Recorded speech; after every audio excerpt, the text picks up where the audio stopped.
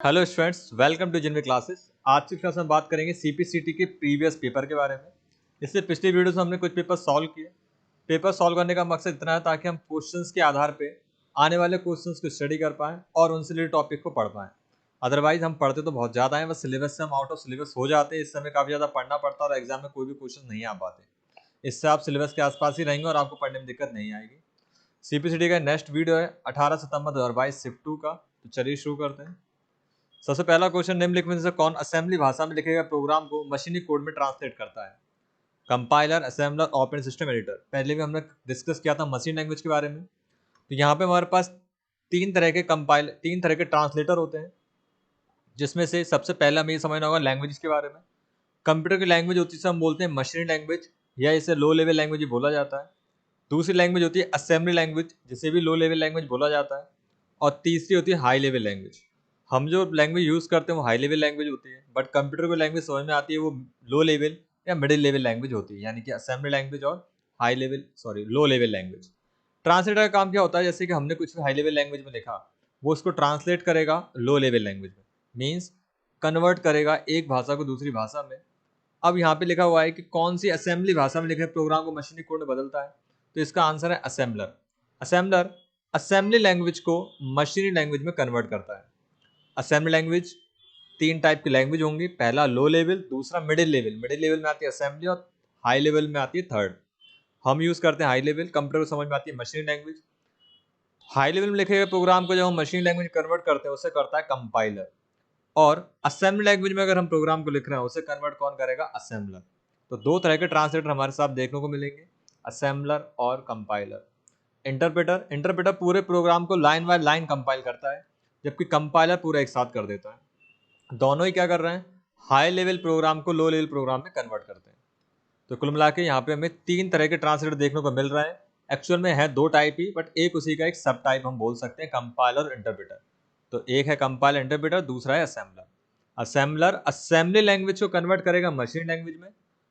Compiler interpreter high level language को convert करेगा low level language में। तो इसका आंसर असेंबलर। इससे रिलेटेड कोई अगला क्वेश्चन आए तो आप आराम से कर पाएंगे। नेक्स्ट है, कंप्यूटर प्रोग्रामिंग में निर्देशों के सेट या नियमों की एक प्रणाली को संदर्भित करता है जो किसी भी एक विशिष्ट प्रोग्राम भाषा में लिखा जाता है। तो इसका आंसर कोडिंग है। कोडिंग क्या होता है? कोडिंग का मीन्स होता है set of instruction. Set of instruction means जहाँ पे हम किसी बात को नियमों के आधार पे करके दिखाते हैं, उसके बाद उसकी मदद से मशीन को समझाते हैं कि उस मशीन को कैसे काम करना है। इस तरीके को हम कोडिंग करना बोलते हैं। असेंबलिंग करने का मतलब होता है किसी पार्ट या किसी भी चीज को जोड़ना। संकलन का मतलब होता है कंपाइलिंग, जैसे कि हमने थोड़ी देर देखा। जैसे कंपाइल मतलब एक तरह से कंपाइलर ट्रांसलेट करना। एग्जीक्यूटिंग मतलब उसको निष्पादित करना यानी कि चलाना। बट कोडिंग का मतलब होता है उसको क्रिएट करना।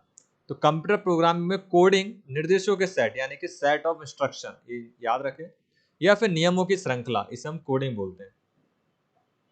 जैसे कि C++, पाइथन आदि को हम कोडिंग के रूप में जानते हैं। नेक्स्ट है, चयनित लाइन या टेक्स्ट को जस्टिफाई अलाइन करने के लिए निम्न में से किस कीबोर्ड शॉर्टकट का उपयोग किया जाता है? तो Ctrl+J इसका सही आंसर है। अलाइनमेंट हमारे पास चार प्रकार के होते हैं एमएस वर्ड में। एक होता है Ctrl+L लेफ्ट अलाइन, यानी कि अगर आपके पेज में कोई कंटेंट लिखा हुआ है उसे लेफ्ट में लिखना चाहते हैं आप पेज के, तो Ctrl+L दबाएंगे तो लेफ्ट में आ जाएगा। By default MS word notepad WordPad में अलाइनमेंट लेफ्ट ही होता है। अदरवाइज अगर आप Ctrl+E दबाएंगे तो आपका टेक्स्ट, आपका मैटर जो भी है वो पेज के बीचों बीच आ जाएगा, इसे हम सेंटर अलाइन बोलते हैं। और जब हम पेज के राइट में लिखते हैं उसे हम बोलते हैं राइट अलाइन। लेकिन जस्टिफाई अलाइन क्या होता है? जस्टिफाई लाइन दोनों तरफ से बराबर होता है, यानी कि ना पेज के लेफ्ट ना राइट। लेफ्ट में जब हम करते हैं तो पूरा मैटर लेफ्ट की तरफ आ जाता है, राइट से इस तरह से आपको दिखाई देगा। और राइट वाले में जब हम देखते हैं तो राइट से बराबर होता है, बट इस तरफ से खराब हो जाता है। जस्टिफाई में दोनों तरफ से बराबर होगा। बुक्स में, न्यूज़पेपर में जो भी कंटेंट लिखा जाता है जस्टिफाई होता है। एक बार हम इसको एमएस वर्ड में देख लेते हैं प्रैक्टिकली, ताकि आपको क्लियर हो जाए अच्छे से। तो यहाँ पे हमने एमएस वर्ड ओपन किया। यहाँ पे हमने एक डमी टेक्स्ट टाइप कर दिया, RAND रैंडम पैराग्राफ का, एक 7 पैराग्राफ का मैंने एक पैराग्राफ बना दिया। अब यहाँ पे जो अलाइनमेंट आप देख रहे हैं ये है पूरा अलाइनमेंट लेफ्ट। अब मैंने इसको किया सिलेक्ट, इसको किया मैंने सेंटर, तो ये बीच में आ जाएगा। तो आप देख पा रहे हैं यहाँ से बराबर नहीं है और यहाँ से बराबर नहीं है, क्योंकि बीच में आ चुका है। लेफ्ट करेंगे तो यहाँ से तो बराबर है, बट इधर से बराबर नहीं है। राइट करने पे आप देखेंगे यहाँ से बराबर है, बट यहाँ से नहीं। जस्टिफाई पे देखेंगे तो यहाँ से भी आप देख पा रहे हैं बिल्कुल बराबर आ गया और यहाँ से बिल्कुल बराबर आ चुका है। तो जस्टिफाई में दोनों तरफ से बराबर होता है। तो इस चीज़ को ध्यान रखें कि जस्टिफाई क्या करता है, मैटर को दोनों तरफ से बराबर करता है। इसमें कुछ भी ऐड करूँगा तो आप देखेंगे मैटर जो है उसमें से अलग अलग नहीं होगा। कॉपी पेस्ट करके देखते हैं, ये बिल्कुल जस्टिफाई किया हुआ है। सिलेक्ट करके अगर इसको करेंगे हम लेफ्ट तो देखिए अब ये जस्टिफाई नहीं है, बट अब कंट्रोल जे दबाएंगे तो देखिए जस्टिफाई हो चुका है। तो अलाइनमेंट 4 तरह के याद रखें। नेक्स्ट है लिनक्स ऑपरेटिंग सिस्टम में विशेष प्रकार के प्रोग्राम होते हैं जिनके उपयोग से application program system utilities kernel की विशेषताओं तक प्रदान करते हैं। सबसे पहले आपको समझना पड़ेगा कर्नेल क्या होता है। कंप्यूटर के अंदर हार्डवेयर होता है और एक सॉफ्टवेयर होता है, ये हम सभी लोग जानते हैं। अगर आपने ध्यान दिया हो, कंप्यूटर जब हम स्टार्ट करते हैं तो कंप्यूटर स्टार्टिंग में थोड़ा टाइम लेता है, लेकिन जब एक बार कंप्यूटर स्टार्ट हो जाता है तो कुछ फाइलें कर्नेल में लोड होकर सेव हो जाती है। कर्नेल एक तरह का सॉफ्टवेयर आप समझ सकते हैं जो उन आवश्यक फाइलों को अपने पास सेव करके रख लेता है जो कंप्यूटर को चलाने में मदद करने वाली है। इससे ये फायदा होता है कि अगली बार जब हम कंप्यूटर को स्टार्ट करते हैं तो कंप्यूटर स्टार्ट होते समय ज़्यादा लोड नहीं लेता और जल्दी से स्टार्ट हो जाता है। बट अगर आप कर्नेल को रीस्टार्ट करना चाहते हैं तो इसलिए कंप्यूटर में जब हम रीस्टार्ट पे क्लिक करते हैं तो रीस्टार्ट करने पे कंप्यूटर पूरी तरीके से शट डाउन होता है और फिर स्टार्ट होता है, जबकि शट डाउन में पूरी तरीके से कंप्यूटर बंद नहीं होता है। ये बात शायद आपको पता नहीं होगी कि कंप्यूटर को जब हम शट डाउन करते हैं और रीस्टार्ट करते हैं दोनों में अंतर होता है। सभी लोग अभी रीस्टार्ट को इस तरह से जानते हैं कि कंप्यूटर हैंग होने पे, स्लो होने पे हम रीस्टार्ट करते हैं, बट एक्चुअल में रीस्टार्ट का मीन्स ये होता है कि कर्नेल को हम वापस से लोड करते हैं, यानी कि पूरी बाय डिफॉल्ट जो एप्लीकेशन लोड होकर कर्नेल में सेव हो चुकी वो सब भी बंद होती है और फिर कंप्यूटर स्टार्ट होता है, जिसमें थोड़ा टाइम ज़्यादा लगता है और कंप्यूटर पूरी तरीके से रीस्टार्ट होता है। जबकि शटडाउन में ओनली कुछ फाइलें शटडाउन होती हैं और कर्नेल में कुछ फाइलें लोड होकर पहले ही रह जाती हैं। तो जब भी हम कोई नया प्रोग्राम इंस्टॉल करते हैं कंप्यूटर में, इसलिए कंप्यूटर को रिस्टार्ट किया जाता है ताकि कर्नेल में फाइलें जो पहले से लोड की गई हैं वो हट जाएं और नए प्रोग्राम की जो नई फाइल लोड होने वाली है वो हो जाए। तो कर्नेल का आप याद रखें। यहाँ पे क्वेश्चन का आंसर सिस्टम लाइब्रेरी है। कर्नेल मोड के पिछले सीपीसीटी एग्जाम में क्वेश्चन पूछा गया था, तो आप याद रखें कर्नेल हार्डवेयर और सॉफ्टवेयर को जोड़ने वाला एक पार्ट है। कर्नेल का डेफिनेशन अगर हम इसके हिसाब से देखें तो kernel mode the kernel is the core program on which all the other operating system components rely. It is used to access the hardware component and schedule which process should run out of computer system, and when it also manages the application software and hardware. यानी कि इसे software और hardware दोनों को manage करता है, उन दोनों के बीच में इंटरफेस का काम करता है। यानी कि हम यूज़र और बीच में होता है सॉफ्टवेयर और उसके बाद होती है हमारी मशीन यानी कि हार्डवेयर। हार्डवेयर और सॉफ्टवेयर के बीच में जो होता है उसे हम बोलते हैं कर्नेल। तो याद रखें कर्नल का काम क्या होता है, हार्डवेयर और सॉफ्टवेयर को जोड़ के रखना और फाइलों को लोड करके रखना ताकि आगे वाली फाइलों को मदद मिल सके कंप्यूटर को स्टार्ट करने में। लिनक्स ऑपरेटिंग सिस्टम में सिस्टम लाइब्रेरी विशेष प्रकार प्रोग्राम होते हैं जिनके उपयोग से एप्लीकेशन या सिस्टम यूटिलिटीज कर्नेल की विशेषताओं तक एक्सेस प्राप्त करते हैं। एक मॉनिटर को हर्ट्ज में नापा जाता है। रिफ्रेश रेट क्या होती है? रिफ्रेश रेट आप एक कंप्यूटर पे रिफ्रेश रेट या आपकी मॉनिटर या टीवी की रिफ्रेश रेट जितनी अच्छी होगी आपको उतना अच्छा दिखाई देगा। आप जब कोई वीडियो रिकॉर्ड करते हैं या सीसीटीवी जो रिकॉर्डिंग होती है वो फ्रेम पर सेकंड पे होती है, यानी इसे हम बोलते हैं FPS, यानी कि एक सेकंड में कितनी पिक्चर्स ली जाएंगी उसके आधार पर वीडियो की क्वालिटी बनती है। अगर आपने 30 FPS सेट कर दिया इसका मतलब ये है कि जो कैमरा है आपका वो एक सेकंड में 30 इमेजेस कैप्चर करेगा। जितनी ज़्यादा इमेजेस कैप्चर करेगा एक सेकंड में उसे ही बोलते हैं फ्रेम पर सेकंड। अगर 30 FPS है मतलब एक सेकंड में 30 इमेज कैप्चर करेगा तो वीडियो क्वालिटी थोड़ी अच्छी होगी। लेकिन वहीं हम इसकी अगर फ्रेम रेट को 20 कर दें तो फिर क्या होगा, पिक्चर थोड़ी सी स्लो मोशन में या सही तरीके से दिखाई नहीं देगी। अच्छी क्लैरिटी के लिए ज़रूरी है कि फ्रेम रेट ज़्यादा होनी चाहिए। अच्छे कैमरे में फ्रेम रेट 100, 120 या 1000 तक भी होती है। इसी तरह से रिफ्रेश रेट होती है मॉनिटर स्क्रीन पर जो भी आप डिस्प्ले होता है, जैसे कोई ऑडियो वीडियो, जैसे मेरे माउस का कर्सर आप देख पा रहे हैं ये यहाँ से जब यहाँ जाता है तो इसकी रिफ्रेश रेट अगर 3 होती तो ये कुछ ऐसा होता है 1, 2 और 3 आपको इस तरह से दिखाई देता है। लेकिन रिफ्रेश रेट अगर ज़्यादा होगी तो ये आपको ऐसे जाता हुआ दिखाई देगा। क्यों? क्योंकि रिफ्रेश रेट 3 की जगह 3000 है तो आपको जल्दी से देखने को मिलता है, ऐसा लगता है इसे मूव कर रहा है, बट एक्चुअली मूव नहीं कर रहा है, ये बस एक इमेज है। तो कंप्यूटर के रिफ्रेश रेट को हर्ट्ज में नापा जाता है। हर्ट्ज का मतलब होता है कि एक साइकिल एक सेकंड में कितना कवर कर रही है। अगर एक सेकंड में एक साइकिल कवर होता है इसे बोलते हैं 1 हर्ट्ज, और अगर एक सेकंड में 3 साइकिल हो रही हैं तो इसे बोलते हैं 3 हर्ट्ज। जैसे कि आप अगर घर से स्कूल जाते हैं एक बार तो ये 1 हर्ट्ज हो जाएगा, और वापस से आप 2 बार जा सकते हैं अगर 2 सेकंड में, तो ये आपका 2 हर्ट्ज होगा। ऐसे कंप्यूटर के अंदर कोई प्रोसेस जब होती है 1 सेकंड के अंदर कंप्लीट, उसे बोलते हैं 1 हर्ट्ज। और जब वही प्रोसेस 4 बार कंप्लीट होती है 1 ही सेकंड में, उसे 4 हर्ट्ज बोला जाता है।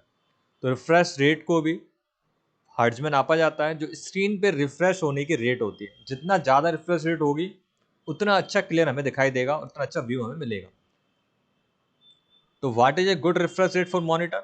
The standard refresh rate for desktop monitor 60 hertz, 50 से 60 हर्ट्ज होते हैं। बट आजकल के रिसेंटली कुछ अच्छे मॉनिटर्स भी आ रहे हैं जिनकी रिफ्रेश रेट 120 हर्ट्ज तक, 144 हर्ट्ज और 240 हर्ट्ज तक भी होती है, क्योंकि काफ़ी ज़्यादा इफेक्टिव होता है। ब्राइटनेस और इसकी चलने की परफॉर्मेंस बहुत ज़्यादा अच्छी होती है। तो एक मॉनिटर को रिफ्रेश रेट हर्ट्ज में नापा जाता है।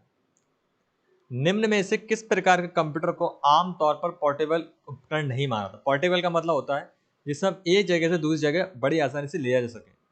तो आप लैपटॉप को बड़ी आसानी से ले जा सकते हैं, ये पोर्टेबल उपकरण है। PDA, personal digital assistant, personal digital assistant भी एक तरह का कंप्यूटर होता है जिसे आराम से हम कैरी कर सकते हैं। टैबलेट तो आप लोगों ने देखा ही हुआ है, टैबलेट को भी हम आसानी से कैरी कर सकते हैं। सुपर कंप्यूटर जो होता है वो काफ़ी ज़्यादा बड़े होते हैं, जो एक जगह पे बनाए जाते हैं वो वहीं रहते हैं। इन्हें आराम से हम पोर्टेबल उपकरण नहीं मान सकते। क्यों? क्योंकि ये एक जगह से दूसरी जगह मूव नहीं किए सकते बड़ी आसानी से। तो इसका सही आंसर है सुपर कंप्यूटर। पोर्टेबल का मतलब याद रखें, इसे एक जगह से दूसरी जगह। MS PowerPoint the key use to run the slides from the beginning. तो F5 की का यूज करते हैं हम पावर पॉइंट में शो को रन करने के लिए। शिफ्ट F5 से करंट स्लाइड शो रन होता है, यानी कि आप अगर थर्ड स्लाइड पे शिफ्ट F दबाएंगे तो करंट स्लाइड रन होगी। तो इसको आप याद रखें।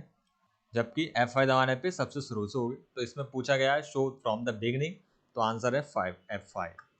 नेक्स्ट है 23 को ऑक्टेल नंबर सिस्टम में लिखा गया है, क्योंकि यहाँ पे बेस में 8 है। ऑक्टेल से कन्वर्ट करना है बाइनरी नंबर सिस्टम में, क्योंकि बेस में 2 है। तो अब ऑक्टेल को बाइनरी में कैसे कन्वर्ट करते हैं आपको पता होना चाहिए। पिछली वीडियोस में हमने अच्छे समझाया था, इस वीडियो में आपको बता रहा हूँ। बाइनरी टू डेसिमल के क्वेश्चन हर बार पूछे जाते हैं। शिफ्ट 1 में पूछा गया था बाइनरी को डेसिमल में कन्वर्ट करने का। यहाँ पूछा गया ऑक्टेल को बाइनरी में कन्वर्ट करने का। बाइनरी मतलब कंप्यूटर की लैंग्वेज में, यानी मशीनी लैंग्वेज में। तो इसका आंसर क्या होगा वो तो दिख रहा है, बट कैसे आया ये देखते हैं। तो 25 एग्जाम्पल में यहाँ पे 25 लिया गया है, 23 को भी आप लेके रख सकते हैं। तो आपको पहले 23 या 25 में से 2 को अलग करना है, 5 को या 3 को अलग करना है। 2 को जब अलग करेंगे आप, तो 2 का बाइनरी क्या होता है वो निकालना है। 2 का बाइनरी कैसे निकालेंगे? 2 को 2 से डिवाइड करेंगे। कैसे? 2 डिवाइड 2। जैसे ही आप 2 को 2 से डिवाइड करेंगे तो आंसर में आपको मिलेगा क्या? 1। और शेषफल जो बचेगा वो बचेगा 0। तो आप 0 को नोट डाउन कर लेंगे एक जगह पे। फिर आप 1 को डिवाइड करेंगे, जो कि होगा नहीं, तो आप 1 ऐसे कैसा लिख देंगे। तो आपके पास आउटपुट आएगा 1 0। उल्टा करके लिखना है आपको। तो देखिए 1 0 आ गया। 0 आप अपनी तरफ से जोड़ देंगे, क्योंकि 3 3 के सेट बनते हैं यहाँ पे, इसलिए। तो 1 0 आपको मिल गया, 0 1 0। 5 का बाइनरी निकालेंगे, सेम है। 5 को 2 से डिवाइड करेंगे तो 2 2 जा 4। तो नीचे बचेगा आपका 2 और रिमाइंडर बचेगा 1, क्योंकि एक रह गया। फिर 2 को करेंगे तो फिर आएगा 0, पूरा पूरा चला जाएगा क्योंकि शेषफल 0 बचेगा। और फिर बचेगा नीचे 1, तो 1 0 1। तो 5 का बाइनरी 1 0 1 है। 3 का बाइनरी कितना निकलेगा? 0 1 1। आप अगर निकाल के देखेंगे 3 को भी एलसीएम जब लेंगे तो आपको सेम ही आएगा।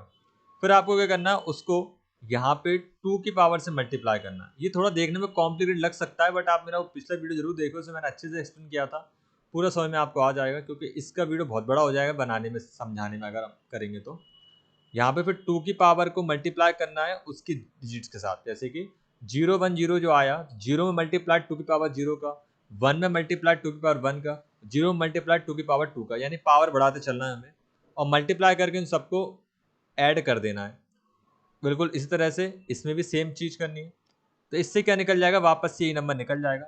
बट अभी तो हमें बस इतना निकालना था कि इसका बाइनरी क्या होता है। तो बहुत ही सिंपल है इसका आंसर। 2 का बाइनरी 0 1 0, तो 0 1 0, ठीक है, 0 का आप इग्नोर करें। और 3 का बाइनरी 0 1 1, तो 0 1 1, तो 1 0 0 1 1 आंसर हो गया इसका, सिंपल। अगर यहाँ 25 होता तो इसका आंसर होता 0 1 0, यानी 1 0 1 0 1, यानी कि 1 0 1 0 1 वो आंसर होता, अगर ये 25 होता तब। तो 2 का बाइनरी निकालो, 5 का बाइनरी निकालो, वही आंसर है यहाँ पे। तो ये आपको याद आ गया होगा, नहीं आया तो आप वीडियो जरूर देखें। URL का फुल फॉर्म क्या होता है? तो URL का मतलब होता है यूनिफॉर्म रिसोर्स लोकेटर। ये आपको याद ही रखना है।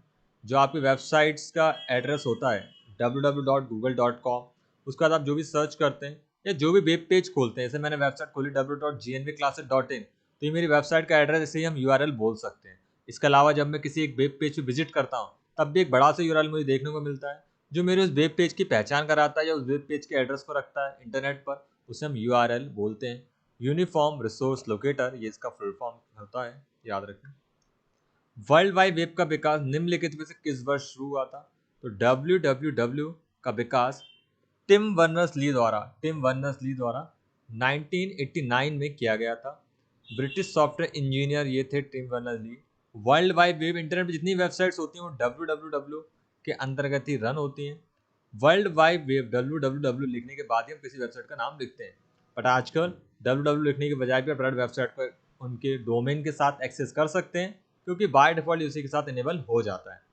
क्वेश्चन पूछा गया है किसने किया, तो आप आंसर करें टिम बर्नर्स ली। कब किया, तो आप आंसर करें 1989 में। याद रखने वाला क्वेश्चन है ये। सॉफ्टवेयर वे सॉफ्टवेयर हैं जिनका उपयोगकर्ता विभिन्न गतिविधियों को प्रत्यक्ष करने के लिए करता है। गतिविधियां मीन्स कोई भी काम, उपयोग यूज करने के लिए, इस तरह के सॉफ्टवेयर को हम एप्लीकेशन सॉफ्टवेयर बोलते हैं। सिस्टम सॉफ्टवेयर वो सॉफ्टवेयर होते हैं जो सिस्टम को रन करने में यूज किए जाते हैं, जैसे कि विंडोज, डॉस, लिनक्स, यूनिक्स, ये सब। ऑपरेटिंग सिस्टम भी वही सॉफ्टवेयर होते हैं जो ऑपरेट करने में यूज होते हैं, जैसे कि विंडोज, मैक। असेंबलर तो एक ट्रांसलेटर होता है जो ट्रांसलेट करता है एक लैंग्वेज को दूसरी लैंग्वेज में। एप्लीकेशन सॉफ्टवेयर वे सॉफ्टवेयर हैं जिनका उपयोगकर्ता विभिन्न कामों में करता है। सॉफ्टवेयर के टाइप्स की बात करें तो आपको कई जगह कई सारे टाइप्स देखने को मिलेंगे, बट बेसिकली सॉफ्टवेयर बस 2 ही टाइप्स के होते हैं, सिस्टम सॉफ्टवेयर और एप्लीकेशन सॉफ्टवेयर। सिस्टम सॉफ्टवेयर के अपने टाइप्स होते हैं जिन्हें हम बोलते हैं operating system, utilities program, device driver, language translator. और एप्लीकेशन सॉफ्टवेयर के टाइप्स होते हैं बेसिक एप्लीकेशन सॉफ्टवेयर और स्पेशलाइज्ड एप्लीकेशन सॉफ्टवेयर। इसके अलावा और भी टाइप देखने को मिलते हैं, जैसे प्रोप्राइटरी सॉफ्टवेयर, ऐसे सॉफ्टवेयर जिनके लिए आपको पैसे खर्च करने पड़े, जिनका लाइसेंस लेना पड़े, इस तरह के सॉफ्टवेयर को प्रोप्राइटरी सॉफ्टवेयर बोलते हैं। ऐसे सॉफ्टवेयर जो फ्री में अवेलेबल हो उन्हें ओपन सोर्स सॉफ्टवेयर बोला जाता है। यूटिलिटी सॉफ्टवेयर जो किसी काम के पर्पज के लिए यूज किए जाते हैं, जैसे कि बैकअप अगर आपको करना है अपने कंप्यूटर में फाइलों का, तो उसके लिए सॉफ्टवेयर यूज किया जाएगा, उसे यूटिलिटी सॉफ्टवेयर बोलेंगे। एंटीवायरस वगैरह ये सब यूटिलिटी सॉफ्टवेयर के अंतर्गत आते हैं। डिवाइस ड्राइवर क्या होते हैं, जैसे आप प्रिंटर को कनेक्ट करेंगे वो काम नहीं करेगा, प्रिंटर को चलाने के लिए एक सॉफ्टवेयर चाहिए, उससे हम बोलते हैं डिवाइस ड्राइवर। उसे एप्लीकेशन सॉफ्टवेयर क्यों नहीं बोल रहे हैं, क्योंकि उसे यूजर यूज नहीं करता। सिस्टम सॉफ्टवेयर क्यों नहीं बोल रहा है, क्योंकि वो सिस्टम भी यूज नहीं करता, वो एक पर्टिकुलर डिवाइस के लिए सॉफ्टवेयर बनाया गया है, इसलिए उसको डिवाइस ड्राइवर बोलते हैं। लैंग्वेज ट्रांसलेटर जैसे कि असेंबलर एक सॉफ्टवेयर है जो केवल और केवल लैंग्वेज को कन्वर्ट करता है। ये सब सिस्टम सॉफ्टवेयर के अंदर के काउंट होते हैं। तो इस डायग्राम से आप याद रख सकते हैं। इसमें प्रॉपराइटरी और एम्बेडेड सॉफ्टवेयर की बात नहीं की गई, बट वो भी मैंने आपको समझा दिया। प्रॉपराइटरी सॉफ्टवेयर वो सॉफ्टवेयर जिनके लिए पैसे खर्च करने पड़ते हैं, open source software free software होते हैं, और एम्बेडेड सॉफ्टवेयर मींस ड्राइवर्स जो पर्टिकुलर किसी हार्डवेयर के लिए अलग से बनाए जाते हैं। उस हार्डवेयर को कैसे काम करना है ये कंप्यूटर को समझाने के लिए बनाए जाते हैं सॉफ्टवेयर। आप जब भी कोई प्रिंटर खरीद के लाते हैं तो उसके साथ एक सीडी जरूर आएगी, या कोई भी हार्डवेयर खरीदते हैं तो एक सीडी जरूर आती है, उस सीडी में उस सॉफ्टवेयर को कैसे रन करना है इसके बारे में बताया जाता है। निम्नलिखित में से कौन से कीबोर्ड शॉर्टकट का उपयोग चयनित टेक्स्ट ग्राफिक्स को कट करने में यूज किया जाता है? तो Ctrl+X सिंपल सा आंसर है। Ctrl+C से कॉपी होती है, Ctrl+V से पेस्ट, और Ctrl+S से सेव होता है। Ctrl+S से आप किसी भी टेक्स्ट को कट या किसी भी कंटेंट को कट कर सकते हो, Ctrl+V से पेस्ट करेंगे। VGA का संक्षिप्त रूप है video graphics array. VGA video graphics array का संक्षिप्त रूप है। VGA केबल ये होती है जो आप देख पा रहे हैं मॉनिटर में यूज की जाती है। आजकल VGA की जगह पे HDMI केबल यूज की जाती है, जो भी आप देख पा रहे हैं पिक्चर्स में। ब्लू कलर की केबल जो है वो VGA केबल है, और ब्लैक कलर की केबल जो है HDMI केबल है। HDMI हाई डेफिनेशन इमेजेस को ट्रांसमिट करने के लिए, वीडियोस को ट्रांसमिट करने के लिए यूज की जाती है। VGA अब ओल्ड हो चुकी है और HDMI न्यू है। अभी आजकल जो कंप्यूटर्स मॉनिटर्स जो आ रहे हैं उन सब में HDMI पोर्ट्स और HDMI केबल्स आ रहे हैं। बाहरी हमले से निजी नेटवर्क की रक्षा करने वाले तंत्र को फायरवॉल कहा जाता है। जब आप इंटरनेट से कनेक्ट होते हैं तो कई सारे अनऑथराइज्ड एक्सेस आपके कंप्यूटर को एक्सेस करने की कोशिश करते हैं जिनको परमिशन नहीं है। तो फायरवॉल इस सिक्योरिटी की तरह आपके कंप्यूटर में अनऑथराइज्ड एक्सेस को होने से रोकता है, वायरस के अटैक्स को बचाने से रोकता है। तो फायरवॉल बहुत ज़्यादा इंपॉर्टेंट रोल अदा करता है यहाँ पे। वॉल मतलब दीवार, फायर मतलब आग। तो आग की एक दीवार बनाता है इंटरनेट और हमारे कंप्यूटर के बीच में। तो आप देख पा रहे हैं वैन मतलब दुनिया भर के सारे कंप्यूटर्स, और ये हमारे घर का कंप्यूटर, बीच में रक्षा कर रहा है फायरवॉल। तो फालतू की ऐप सॉफ्टवेयर को आने से रोकता है। फायरवॉल हर महीने हर हफ्ते अपडेट कर लेना चाहिए।